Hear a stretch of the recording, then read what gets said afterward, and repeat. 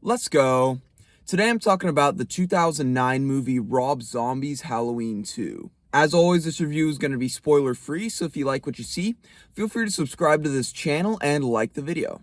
Halloween 2 follows Laurie Strode as she tries to rebuild her life after the events of the last movie, but she won't be doing any of that if Michael Myers has anything to say about it, which of course he does, as he returns to once again terrorize the town of Haddonfield. These things are getting so formulaic, I feel bad even giving plot summaries anymore. But despite how negative I sound right now, I wasn't like this going in. I came to this movie with an optimistic attitude. I didn't like the last movie, but I thought now that Rob Zombie was unshackled from having to redo the original, that he'd have more freedom to tell a good Halloween story. And for the first 45 minutes or so of this movie, it appeared that I was going to be correct.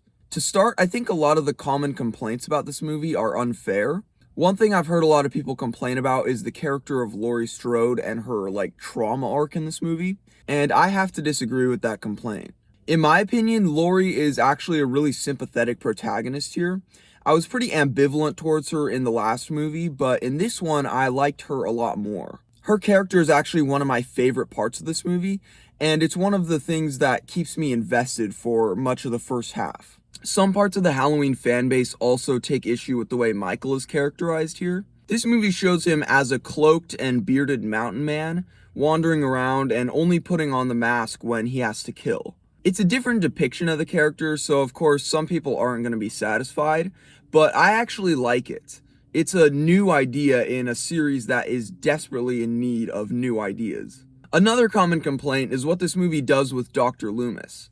He's a very unlikable character here who intends to milk the legend of Michael Myers for all it's worth by selling books and giving speeches, and he also abuses the lady who works for him in hilarious fashion. So this take on the character, like with Michael, is not going to fly with everyone, but once again, I actually like what they do with him here. Malcolm McDowell does a great job once again, and I find his character to be a really fun addition to this movie.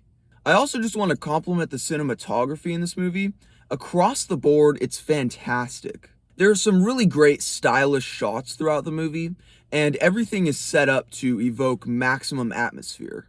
But something I'm a little bit more torn on is the violence. This is easily the most brutal movie in the franchise so far, and when I say so far, that's including the David Gordon Green ones.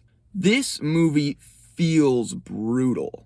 Michael does this thing where he just grunts as he just stabs people over and over and over again, which makes the kills feel very visceral. And to top it off, there's a ton of blood and gore. So I can't say I love that aspect of the movie, but despite that, for the first 45 minutes or so, I'm enjoying this movie. It's at that point where the movie starts to go downhill. Slowly at first, and then very quickly. The first sign that the movie is going downhill is when the surreal dream imagery stuff starts taking a front seat.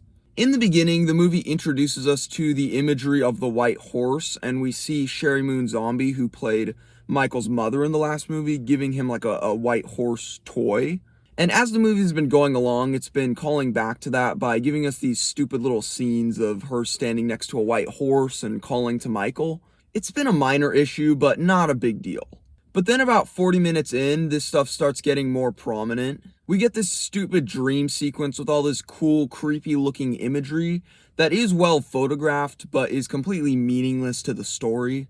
I can't tell you the exact moment where I fully turned against this movie, but by the time we're at the Halloween party and Sherry Moon's ghost is appearing to Laurie, I've long since checked out.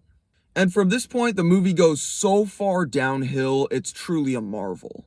I was liking this movie. I thought this could actually be one of the better ones. But like Michael's victims in this movie, my hopes are brutally and viciously murdered. By the end, this movie has gone so far up its own ass that it's practically inside out. All the pretentious Freudian, metaphorical, psycho-spiritual imagery gets so bad that it's literally trying to murder characters in the real world. The whole third act sequence in the shed is one of the worst things in this entire franchise, and that is really saying something. Yeah, I can't believe how bad this movie gets. Overall, the film isn't as bad as some of the other entries in the series, because at least it has that first 45 minutes. But man, does this thing suck at the end. If I ever rewatch this series, I plan to skip these two Rob Zombie entries. Because even though technically they're not as bad as movies like 5 and 6, for instance, they're certainly more infuriating. In my opinion, this one's a light 4 out of 10.